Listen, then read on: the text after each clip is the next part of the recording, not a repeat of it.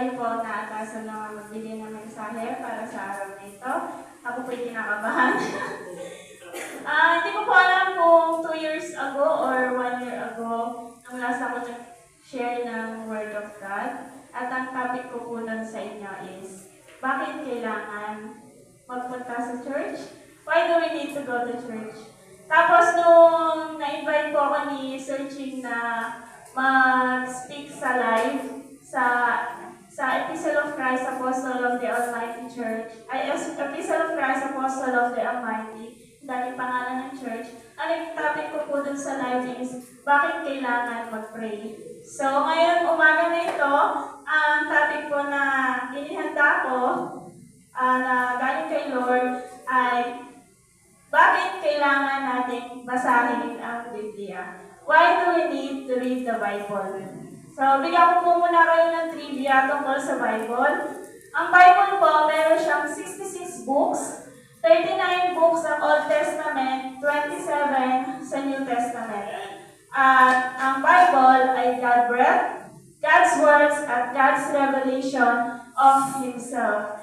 At pinakatip nyo dito, ang Bible po, siya ang may hawak ng Guinness World Record na most sold book of all time. Siya yung pinakamabenta na book sa buong mundo. At siya rin yung most read books in the world. Siya yung may hawak nun. So, kung yung Bible ang pinakamabenta at ang pinakabinabasang libro sa buong mundo, binubuksan at binabasa po ba natin ang ating mga Biblia? At pangalawang tanong ko po is, kailan natin huling binuksan at binasa ang ating mga Bible?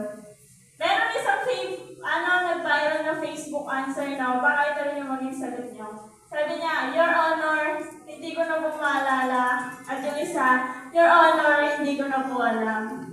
So, sana hindi po yun yung isagot natin kapag tinanong tayo, no? Meron isang kwento tungkol sa isang preacher o pastor. Sa mga nagbabasa po ng mga sinishare ko na story sa God First, ito po yan, tinagalog ko lang po siya. Meron isang kwento tungkol sa isang preacher o pastor. Pumasok siya sa loob ng isang klase at nagtanong siya, gaano kalaki ang parte ng Diyos sa buhay mo? May isang estudyante yung tumayo at sumagot at sabi niya, napaka-importante ng Lord sa buhay ko. Sa sobrang pagmamahal niya, ibinigay niya si Jesus para maligtas ako. Dahil dyan, malaki ang parte niya sa buhay ko. Yung sinabi po niya ay nasa John 3:16, For God so loved the world that He gave His only begotten Son. So tama po yung sagot niya, kaya yung lahat nagpalakpakan sila. Tapos may isang estudyante ulit yung tumayo, sumagot, sabi niya, ang Lord ay mapagbigay, mapagmahal, maalaga, may-likha ng lahat, sustainer, provider, at redeemer ng lahat. Pinibless ako ng Lord ng higit pa sa imaginasyon ko, kaya naman, sobrang laki ng parte ng Lord sa buhay ko. So, nagpalakpakan ulit ng lahat, hanggang yung buong klase ay nagsitayuan sila, at lahat ng mga sagot nila ay tama, at lahat sila ay napalakpakan. Pero mayroong isang babae, banda doon sa dulo, banda doon siya sa likuran, tumayo siya tapos iling-iling siya. Tapos nagulat yung lahat sa sagot niya, sabi niya, sorry, hindi ako naniniwala na may parte ang Lord sa buhay ko. Tapos sabi niya, kahit maliit na parte, wala daw yung Lord sa buhay niya. Tapos yung buong klase, nagbulong-bulong lang sila, sabi nila, ateist siya, hindi siya naniniwala na mayroong Diyos. Tapos, hindi niya kinikilala ang existence ng Lord. So, kapag po ba tayo merong nagsabi ng ganun ganun din po ba yung magiging reaction natin? Pero yung preacher, pinahinto po sila, yung pastor, pinahinto sila sa bulungan nila. Tapos, tinanong niya yung babae. Sabi niya, bakit? Bakit mo nasabi na walang parte ang Lord sa buhay mo? Yung sagot ng babae, sabi niya, sa sobrang dami ng ginawa ng Lord sa buhay ko, hindi niya deserve na magkaroon lang ng parte sa buhay ko, sabi niya. Kasi ang Lord, siya ang buhay ko at ang lahat-lahat sa akin. Ayan. Inaanihan ko po ang bawat isa na yung ko at manalangin po muna tayo. Dakilang Diyos, Ama namin makapangyarihan sa lahat, maraming salamat muli, Panginoon, sa araw na ito na inyong pinagkaloob sa amin, Panginoon. Maraming salamat sa pribilehiyo na ito na ako'y makapag-share ng iyong salita at nawa, Panginoon, ang lahat ng mga lalabas sa aking bibig magmumula sa inyo, Panginoon. Itago niyo po ako sa inyong lumuran at nawa, Panginoon, ang lahat ng makikinig ay mag-bless at nawa, Panginoon, ay maintindihan po ang mensahe na nais mong iparating, Panginoon. Maraming salamat sa umagang ito. In Jesus' name we pray. Amen. Ayan. Meron pa akong tatlong reason kung bakit kailangan basahin ng Bible. Maraming rason yun, pero tatlo yung isi-share ko sa inyo. Ang una po doon is to know Him more, para mas makilala pa natin siya. Kasi di ba kapag mahal mo ang isang tao, dapat kilala mo, at kikilalanin mo siya. Sabi sa John chapter 1 verse 1, in the beginning was the Word, and the Word was with God, and the Word was God. So kung binabasa natin yung Bible, ibig sabihin, nagkikipagrelasyon tayo sa Lord. Gusto natin na mas makilala pa natin siya. Kilala means, kunwari, ako at si Justin, kilala ko si Justin sa pangalan niya. Tapos, kilala din niya ako. Yun yung ibig sabihin ng kilala. Pero sabi sa lyrics ng isang kanta, alam niyo rin yun, ang Lord ay 3-in-1. Our God is 3-in-1, Father, Son, and Holy Spirit. Sabi din ng estudyante sa kwento, sabi niya, ibinigay ng Lord yung nag-iisang anak niya para maligtas tayo. So, ganun natin kilala si Jesus Christ, no? Kasi Jesus Christ ay ibinigay ng kanyang Ama para mamatay sa krus ng Kalbaryo, para maligtas tayo, no? Tapos, kilalang-kilala, so sa story natin, kilalang-kilala nila si Lord bilang mapagbigay, mapagmahal, maalaga, may likha, provider, redeemer, at giver. Din yung nakilala si Lord. Tayo naman kapag may karelasyon tayo, kilalang-kilala natin sila, no? Pero dun sa pangatlo, kapag may karelasyon ka, kung may relationship kay Lord, kailangan mas kilalanin mo pa siya. Hindi ka lang dapat nandun sa word na si Lord ay Savior, Redeemer. Hindi dapat na ganun lang. Dahil kapag binasa mo ang Bible, kailangan mas makikilala mo pa siya. Kaya nga sabi, kikilalanin pa natin siya. Kikilalanin means mas makilala natin siya. Kasi dalawa yung meaning ng kikilalanin. Ang unang meaning nun is makilala. Kasi sabi sa trivia kanina, ang Bible daw ay God's breath, God's words, and God's revelation of Himself. So kung mas gusto natin makilala ang Lord at kilalanin na mas malaman pa kung ano yung meron, kung ano pa yung mga katangian ng Diyos, babasahin natin yung Bible.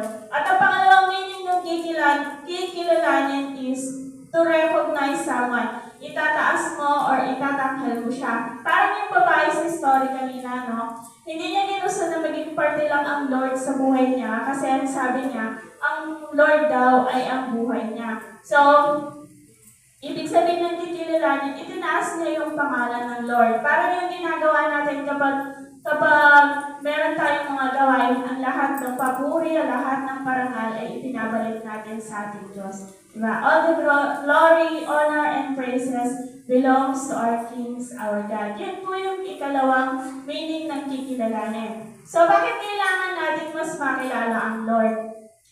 Kasi doon sa story kanina, tama naman yung lahat ng sinabi nila about kay Lord.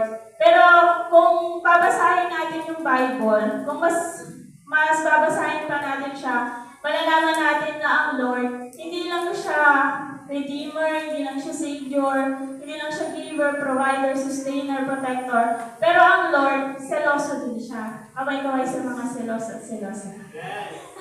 Seloso din po siya, no? Ang sabi niya sa Exodus 34:14, huwag kayong sasamba sa ibang Diyos sapagkat akong si Yahweh ay mapanibughuing Diyos. So, i-Lord ka mo, kaya, seloso yun. Na kung meron kang magiging ibang priority maliban sa Kanya, tandaan natin na ang Lord nagsiselos siya. At malalaman natin kung babasahin natin na ang Bible na ang Lord judge din siya. Sabi yan sa Isaiah 33:22, For the Lord is our judge, our Lord. For the Lord is our judge. At malalaman natin sa John 15:14 na ang Lord, kaibigan natin siya. Pero ang sabi ng Lord doon, You are my friend if you do what I command. At marami pa pong iba. Basta kung gusto niyo pa pong malaman yon, gusto niyo pa pong kilalanin ng Lord, basahin niyo po yung Bible. Kasi mas malalaman niyo kung sino talaga si Lord. Dahil sabi nga sa trivia natin kanina, ang Lord ay revelation ng sarili niya. At sabi sa John 1:1, yung salita at ang Diyos ay isa. Amen po? So, ang una po natin, sa tatlong rason kung bakit kailangan natin basahin is para mas makilala natin siya. At yung pangalawa, bakit kailangan natin basahin ang Bible? Number 2 is para mas lumago at lumalim ang relasyon natin sa Kanya. To grow or deepen your relationship with Him. Ibig sabihin ng to grow, ang grow po is hindi ibig sabihin na lumalaki lang. Ibig sabihin nun, nagmamature ka bilang isang Christian. Dapat kasi, habang tumatagal ka sa ministry ni Lord, hindi ka nananatiling baby lang. Hindi ka nananatiling nandiyan ka lang, wala kang ginagawa. Kundi nagmamature ka, ikaw, kung kahit hindi ka tulungan ng iba, ikaw mismo, tutulungan mo yung sarili mo. Dahil nga, pagkikipagrelasyon sa Diyos is one-on-one. Kayong dalawa lang ni Lord. So, paano ka tutulungan ni Lord kung hindi mo binubuksan yung Biblia mo? Amen po? So, kung gusto mong maging mature ka, hindi ka dapat magiging balat sibuyas. Kasi ang balat sibuyas kapag pinagalitan lang, pagalitan ni leader, pagalitan ni pastor, nagdadamdam na yan. Minsan nga sinasabi dyan, ay di, nakusimba kasi kanya ni pastor, kanya ni Kuya Justin, mangilis yun. Ayan, diba? Ganun kasi yung mga Kristiyano, diba? Kahit na matagal na silang Kristiyano, kapag sinabihan mo sila ng hindi pabor sa kanila or hindi gusto ng tenga nila is nagdaramdam na sila masyado, no? Bato-bato sa langit naman, bless. At sabi nga po doon sa isa kong naman, dapat hindi tayo mananatiling bonsai Christian lang. Kasi yung bonsai Christian, oo, magandang tignan, pero hindi siya lumalago. Ang gusto kasi ng Lord sa atin is lumago tayo, no? Sabi nga, bloom where you are planted. Hindi ka dapat mananatiling buto lang, hindi ka dapat mananatiling maliit lang, lalo na kung ang Lord itinanim ka para mamunga ka, para lumago ka. Kasi di ba mas maganda sa isang halaman yung namumulaklak siya, meron siyang mga nagiging baby, amen po? Kaya kung saan kayo tinanim ng Lord, kung tinanim ka ni Lord sa music ministry, paluguin mo yung sarili mo bilang isang musician ng Lord. Kung itinanim ka ng Lord bilang isang missionary, paluguin mo din yung sarili mo bilang isang missionary para sa Panginoon. Kung itinanim ka bilang maging isang teacher ka, paluguin mo rin yung sarili mo bilang isang teacher para sa Panginoon. Hindi para sa mundo, kundi para kay Lord lang lagi. Kasi yung talent natin, kung anong meron tayo ay dapat ibinabalik natin ng credit sa Panginoon. Sabi sa verse nun kanina, sabi sa Joshua 1:8, sabi niya po sa Joshua 1:8, huwag natin kaliligtaang basahin ang aklat ng kautusan. So kung kakalimutan natin basahin to everyday, paano pa tayo lalago? Paano pa tayo mag-grow bilang isang Christian, di ba? So, sabi doon, to grow and deepen your relationship with Him. Para mas lumalim yung relasyon natin kay Lord, kailangan natin basahin yung Bible. Dahil sabi, di ba kapag meron tayong mga dumadating na pagsubok sa buhay o mga unexpected trials, hindi natin minsan tinitignan bilang isang blessing mula kay Lord, no? Tinitignan natin minsan kapag nakakaranas tayo ng mga pagsubok, tinitignan natin na pinaparusahan na naman ako ni Lord, sinusumpa na yata ako ni Lord kasi ganito ako, sabi niya. Kahit na alam naman natin minsan na okay naman yung ginagawa natin, pag pinibigyan tayo minsan ni Lord ng pagsubok, hindi natin siya tinitignan ng blessing, no? Pero meron isang sagot na kanta dyan. Sabi niya doon, What if your blessings comes through raindrops? What if your healings comes through tears? What if 1,000 sleepless nights are what it takes to know you're near? And what if trials of this life, the rain, the storms, the hardest nights are your mercies in disguise? Paano kung yung blessing ni Lord ay ibinigay niya pagkatapos ng bagyo sa buhay mo? Paano pagkatapos ng maraming iyak mo, gumaan yung pakiramdam mo, yung sugat na nandyan sa puso mo ay biglang bumalik? At paano kung yung mga panahon na hindi ka makatulog sa gabi, yun pala yung panahon na gusto ng Lord na kausapin mo siya? At paano kung yung mga pagsubok natin sa buhay, kahit yung mga pinakamabigat ay, yun pala yung makikita natin yung mercy ng Lord, yung biyaya niya ay ibigay niya sa atin, di ba? So, kung makakaranas tayo ng mga pagsubok sa buhay, lagi natin tatandaan na ang Lord, mas pinapatibay niya lang tayo at mas pinapalalim niya lamang tayo bilang isang anak niya. Kasi, kung hindi tayo malalim kay Lord, kung hindi tayo rooted sa pananampalataya natin sa Panginoon, kapag may dumating na pagsubok, agad-agad tayong tatalikod kay Lord. Kahit na sabihin mong na nakasali ka na sa music team, kahit na sabihin mong tumutugtog ka na para kay Lord, kahit sabihin mo na matagal ka ng Kristiyano, kung hindi ka naman rooted sa pananampalataya mo para sa Panginoon at hindi mo binabasa yung aklat niya, malamang na kapag inalaw ni Lord ang kaaway na bigyan ka ng pagsubok, bigla ka na lang tatalikod.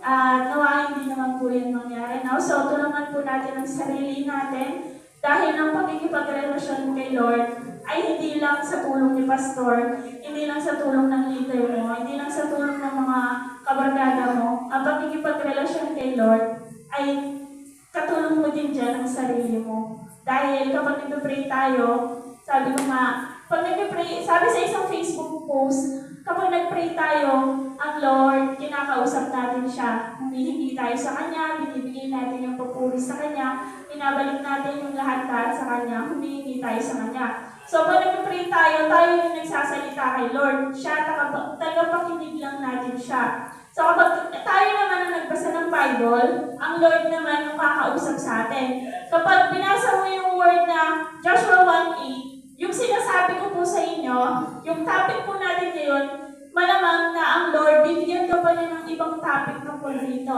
Dahil kapag binasa natin yung Bible, kahit paulit-ulit mo siyang basahin, malamang, iba po yung mensahe na ipaparating ng Lord sa inyo. Kahit pagdating sa John 3:16, nakabisado na natin lahat, na kahit John 3:16 lang yan, napakaraming mensahe ang iikot sa verse na yan. So, hayaan natin na basahin natin ang Bible, mag-pray lang po tayo pagkatapos nun para ang Lord naman ang kakausap sa atin. Kasi kung hindi mo hingin yung guidance mula kay Lord na kapag binasa mo siya, binasa mo lang yung Bible na hindi ko humingi ng guidance sa Kanya, alataan mo po nga yun. Kasi kapag binasa mo lang siya, ay ganun lang din nangyari. Kahit matapos mo yan, kung hindi ka humingi ng guidance kay Lord, wala kang matatandaan, wala kang matututunan. So, sabi nga, hayaan mo si Lord na ipakilala yung sarili niya through His Word. Kaya kailangan natin basahin ang salita niya para mas lumago tayo bilang isang Kristiyano at para mas lumalim ang pananampalataya natin para sa Kanya. Amen po. So, paano natin palalalimin? Ayun, sabi nga, basahin ang Bible at huwag natin kakalimutan mag-pray. Dahil sabi dun sa Joshua 1, chapter 8, ang aklat nito ay huwag natin kakaligtaan. Ang aklat ng kautusan niya, huwag natin kakaligtaan. At sabi niya sa susunod is, pagbulay-bulayan natin ito araw at gabi. Hindi niya sinabing pagbulay-bulayan mo lang ito tuwing umaga. Hindi niya sinabing pagbulay-bulayan mo lang tuwing gabi. Sabi niya, pagbulay-bulayan natin ito araw at gabi. Kahit sobrang pagod ka na, kahit isang verse lang yan, pagbulay-bulayan mo siya, pakaisipin mo siya, dahil mayroong mensahe na ibibigay sa iyo ang Lord para dyan. Na pwede mo rin magamit kapag merong on the spot na tinawag ka na, pwede bang ikaw yung mag-share ng message ngayong araw na ito. Kahit on the spot yan, dahil minimeditate mo na yung word ni Lord day and night, handa ka dyan. Naka-ready ka dyan.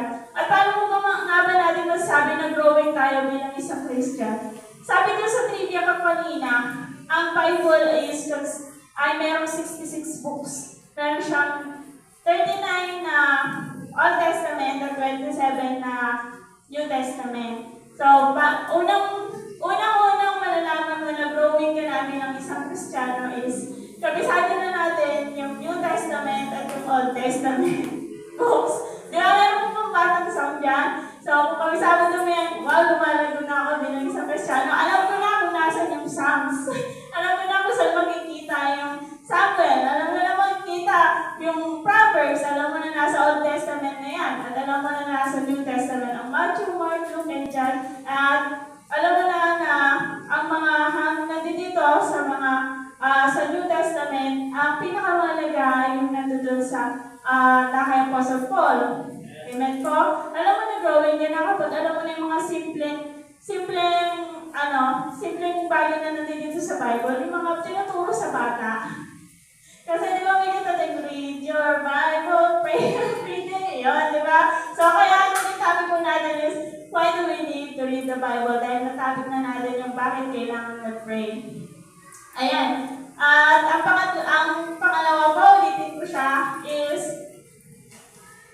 to grow or deepen your relationship with Him para mas lumago at ang relasyon natin sa Kanya. At ang pangatlo po, kapag ang Lord, ang unang ay para mas makilala natin siya, kapag siya nakilala na natin at nag-grow na tayo bilang isang mananampalataya, lumalim na ang pananampalataya natin at ang relasyon natin sa Lord. Ang pangatlo dyan, magiging best warrior ka na ng Lord. Magiging sundalo ka na niya. Kasi ang isang sundalo, hindi yan isasabak sa gera na hindi siya nag-training. Hindi isasabak sa gera ang isang sundalo na hindi siya prepared. So, para maging isang ganap kang warrior ni Lord, at hindi mo sinasabi na warrior ka ni Lord, kailangan mong umpisahan sa pinaka-basic. Punta po muna tayo sa pag-pray lagi ni Lord, sa pagbabasa ng mga Bible niya. Kasi kapag nakikipag-usap na ang Lord sa atin, unti-unti babaguhin niya yung kung ano yung mga ugali na meron tayo, kung ano yung mga paniniwala na meron tayo, unti-unti nilinawin sa atin ni Lord na kailangan ganito ka dapat, prepared ka lagi, kailangan oo, matapang ka, pero dapat disiplinado ka rin. Makikita natin sa Bible na ang Lord kasi hindi lang naman siya naging babait lagi, hindi lang siya naging mapagmahal sa atin, pero naging judge din siya sa lahat, no? Naging batas din siya sa lahat ng mga anak niya. So kung gusto maging warrior ng Lord, ang isang sundalo ng Lord, ang pinaka-best example niya is si King David. Kasi si King David, lagi siyang prepared. Lagi siyang loyal kay Lord. Hindi siya double-minded or wala siyang hindi hati yung puso niya. Kasi kapag sundalo mo ni Lord, kailangan focus ka. Ibig sabihin, yung utak mo, wala sa mundo, yung puso mo, wala sa mundo. Kasi kapag doble yan, malamang na mas mamahalin mo yung isa. Nakasabi po yan sa Bible, na kung mamahalin mo yung isa, kahit sabihin mo na mahal mo si Lord, kung mas mahal mo yung gawain sa mundo, malamang na mas malalamangan yan yung pag-ibig mo para kay Lord. At malamang na hatakin ka pa rin ng mundo kapag binigyan mo ng kahati ang Lord sa buhay mo at sa puso mo. So, sino po ba yung may gusto na may kahati sa pag-ibig ng mahal niya, di ba? Wala naman po, di ba? So, kung gusto mo na wala kang kahati sa pag-ibig ni Lord, huwag mo rin siya kahatian, di ba? Huwag mo rin siya bibigyan ng parte lang sa buhay mo. Kailangan kung mahal mo talaga si Lord, sabihin mo sa sarili mo, ang buhay ko, hindi sa akin to, kundi para sa Kanya lang to. Amen po? Ayan. Yung pagiging warrior, hindi basta-basta. May process yan. So, kung ikaw sa mga nasa process pa. So, sa mga nasa process yan, sino po yung mga nagtatagal? Kasi di ba pagdating sa process, na minsan masakit, minsan mahirap, minsan nakakasuko, kaya nga hindi ba wala na sa process, di ba? Kasi sa sobrang tagal, minsan nainip na sila. Minsan sa sobrang tagal, parang ayaw na nilang ipagpatuloy kasi Gusto ko, kapag gusto ko tumugtog, tutugtog na lang ako, wala nang process, di ba? Ganun kasi yung mindset ng iba. Kung gusto mong gusto kong mag-share ng Word of God, binabasa mo naman yan, pero hindi ka naman dumaan sa tamang proseso, paano ka makakapag-share ng Word of God? Nang nandoon yung basbas ni Lord, di ba? Pwede tayo makapag-share, pero kung wala yung blessing ni Lord, hindi tayo matatawag na sundalo ng Lord. Tsaka kung hindi ka dumadaan sa process, hindi ka magiging mas matibay, hindi ka magiging mas matatag. Kumbaga, oo, papatugtugin ka, papakantahin ka, pero pag dumaan ka sa pagsubok at bumigay ka, hindi ka pwedeng tawagin na warrior ni Lord. Kasi ang isang sundalo ng Lord laging handa. Malakas, disiplinado, matapang. Yun ang mga karakteristik ng isang Bible.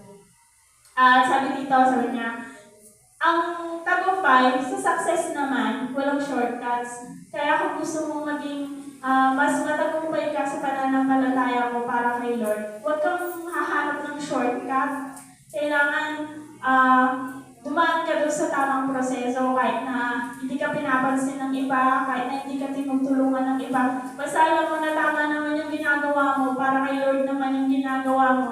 Ano man yung mga bash na naririnig mo, na tumutugtog ka dyan, hindi naman hindi ka naman sisikat dyan, ganito, ganyan. Kung ano naman yung mga masama naririnig mo, basta ang nasa isip mo, para kay Lord yung ginagawa mo, ipagpatuloy mo.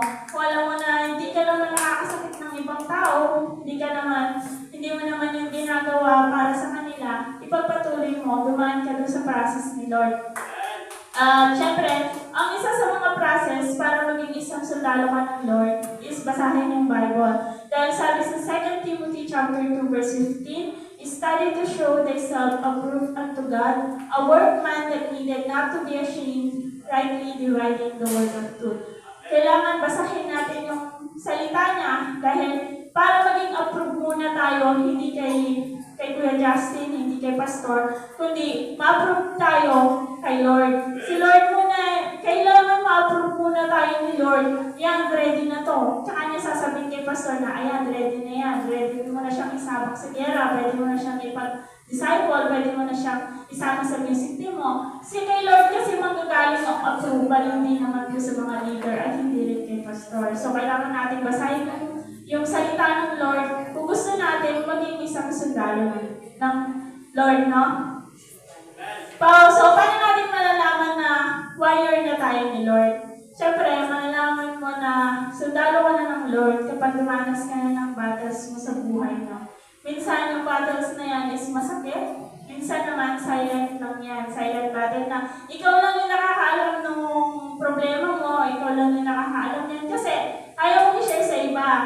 Pero, kahit na anong problema yung ibigay sa'yo, doon lalabas yung ugali mo o yung karakter mo bilang isang Kristiyano.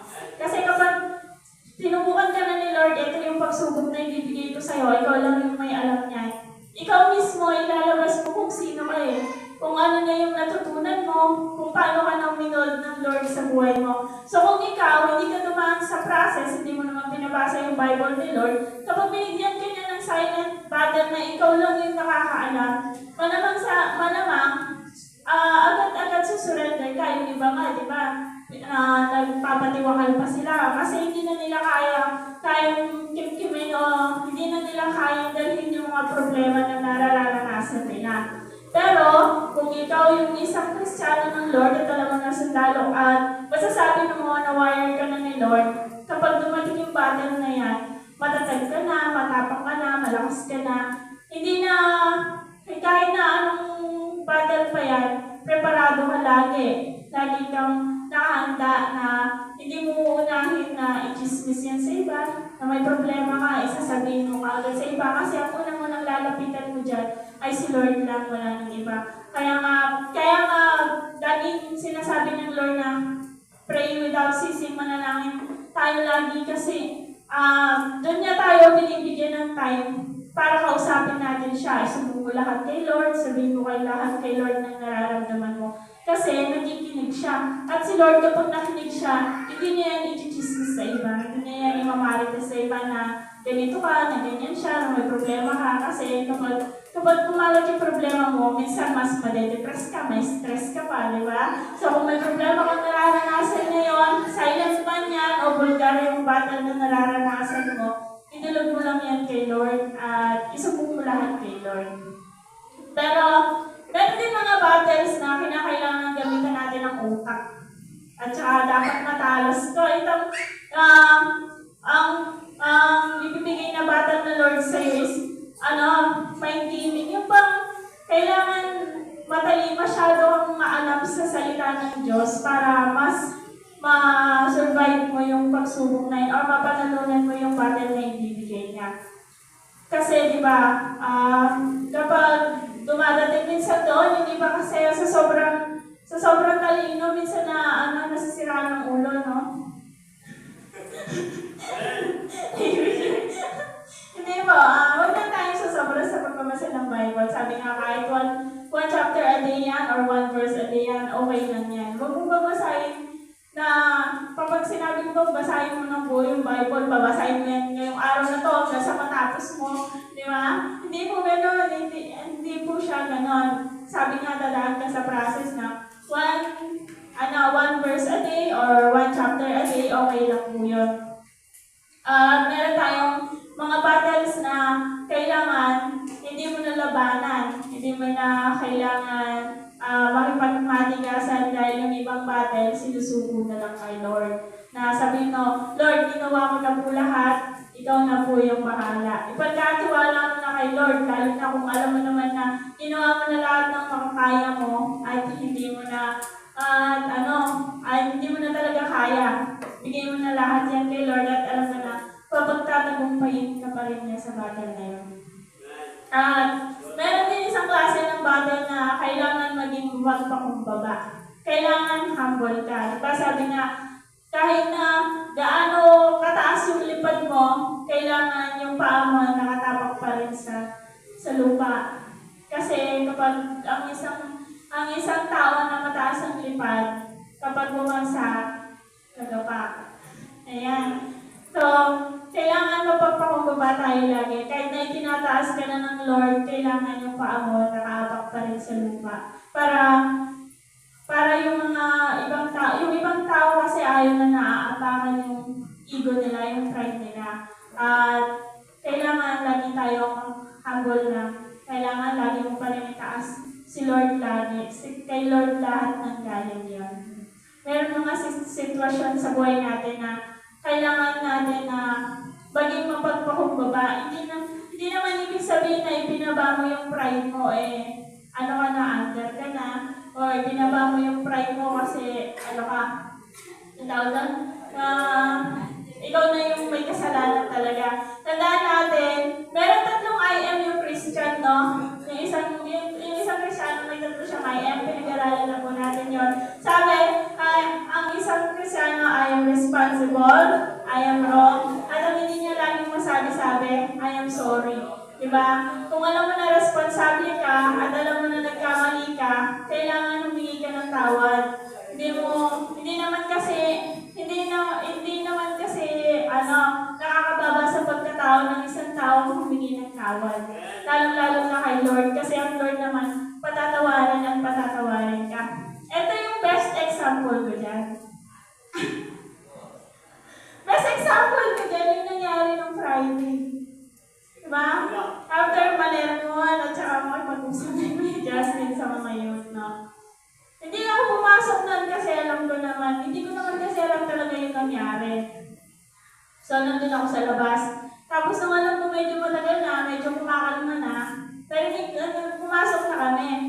Tapos, narinig ko sa kanya, sa bandang huli, humingi siya ng sorry. Sorry siya sa mga nasabi niya, sa mga, kung may nasaktan man siya. Alam ko na narinig niya siya ng sorry, di ba? Ayan. Tapos, nung pag-aalis nilang lahat, talagang, hindi ako, yung nasa utak ko tumatakbo, may humingi ba ng sorry sa mga youth na to, na kinausap niya.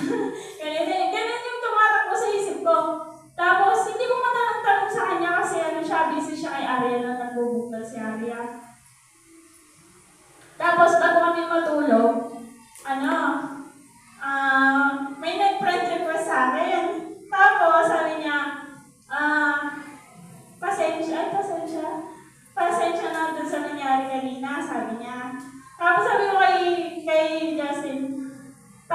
Pwede mo talaga sa'yo manhinga to. Sabi ko sa kanya, may humingi ka ng sorry sa'yo sa mga youth. Sabi ko sa kanya, wala. Sabi niya, wala. Sabi niya, no? Tapos, sabi ko, tignan mo yung messenger ko. Sabi ko sa kanya, meron humingi ng sorry sa'yo. Sabi ko. Tapos, binuksan niya. Tapos, alam niyo po, si Kuya Justin pala yung dapat mag-sorry sa kanya. Kasi sabi niya, alam mo ba, tingin ko sa kanya, mata pobre. Pala lupa yung mata pobre, pero mababa yung palalo. Sabi niya. So, siya pa pala yung may kasalanan, no? Pero humingi siya ng tawad. Sabi ko sa kanya, ba't ka humingi na sorry? Hindi ka makasali doon. Sabi ko sa kanya, para sa mga kasama ko po. Sabi niya. Tapos, di ba? Pag may sorry yung isang tao sa inyo, ano po yung mararamdaman niyo? Di ba? Hanggang maano siya, mawawala yung galit mo, mawawala yung inis mo. Ganun din pag nag-sorry tayo kay Lord, no? Kahit na gaano maraming kasalanan natin, kung hindi tayo ng sorry kay Lord, papatawarin niya tayo. So, hindi naman nakakababa ng ego at ng pride ng isang tao kung magiging responsable ka kapag nagkamali ka. Kasi tatlong word lang yan, I am sorry, o kaya sorry na lang yung sabihin mo, pero yung tao sasabihin mo nun is matutuwa pa sa ginagawa mo. At talagang na-bless din sila. Kristyano to ni Lord, kaya nagsasorry ka. Ay, maganda yung tinatakbo ng buhay nito. Kasi napakababa niya tao, di ba? Ayun, so balik tayo doon sa topic ko. Ang Lord napakaraming gusto niyang ipakita at sabihin sa atin. Ang dapat lang natin gawin ay buksan ang mga Bible natin at hayaan ng Lord na magsalita sa mga para sa atin. No? Hindi mo kailangan basahin yan na nakikita ng iba. Hindi mo kailangan basahin ng Bible para lang masabi mo na nagbabasa ka. Pero tulungan natin yung sarili natin na basahin yung salita ng Lord para mas makilala pa natin ang Lord, para mas lumago tayo, para mas lumalim ang relasyon natin para sa Lord, at para ihanda yung mga sarili natin para maging isang ganap at pinaka-the best na sundalo para sa ating Panginoon. Kasi ang Lord, madami-dami niyang gustong sabihin sa atin. At sabi nga doon sa topic natin, buksan natin ang mga Biblia at huwag natin kalilimutan basahin ito, pagbulay-bulayan yung mensahe ng Lord araw at gabi. At pag pinagbulay-bulayan natin yan, sabi nga niya, magiging prosperous tayo at tayo ay magiging successful. Hindi successful na yayaman ka, hindi prosperous na dadami yung kayamanan mo, yung pera mo sa mundo, kundi prosperous at successful bilang isang anak ng Diyos, bilang isang Kristiyano. Amen po. Ulitin ko po yung tatlong shinare ko po sa inyo na why do we need to read the Bible. Una is to know Him more para mas makilala pa natin siya. Dahil kapag mahal mo ang isang tao, dapat kilala mo at kikilalanin mo pa. Number 2 is to grow or deepen your relationship with Him para mas lumago at mas lumalim yung relasyon natin sa Kanya. At ang number 3, to become His best warrior para maging pinaka-the best na sundalo para sa ating Panginoon. At nawa ang lahat ay na-bless at na-encourage sa topic po natin ngayong umaga nito.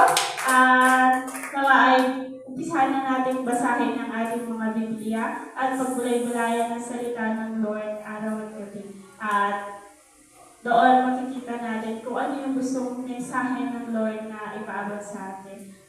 Tayo po lahat ay lumuko at manalangin. Dakilang Diyos, sa manaming makapangyarihan sa lahat. Maraming salamat, Panginoon, sa mensahe ninyo na pinagkaloob sa amin. Maraming salamat sa gabay mo, sa patnubay mo, Panginoon. Thank you po sa pag-bless mo sa umaga nito. At nawa, Panginoon, ang lahat natin ay natuto. At ito, Panginoon, ay hindi lamang nila narinig pagpus. Ito ay naitanim sa kanilang mga puso. At patuloy, Panginoon, na unahin ka nila, maging priority ka nila sa kanilang buhay. Huwag namin kalilimutan na mag-pray para makipag-usap sa inyo at basahin ang aming mga Bible para ikaw naman ang magsalita para sa amin, Panginoon, at kami naman ang makinig, Panginoon. Maraming salamat po at patuloy, Panginoon, na kami po ay dadako sa mga process ng aming mga buhay, Panginoon. Hinihingi namin ang inyong guidance at ang inyong ilaw, Panginoon, ito, Panginoon. Maraming salamat sa mensahe mo, Panginoon. Ito po, kasama din niya nila sa pangalan ni Jesus namin, kanilang karapagligtas. Amen. Pinabalik ko na po. Kaya ko ba sa pastor?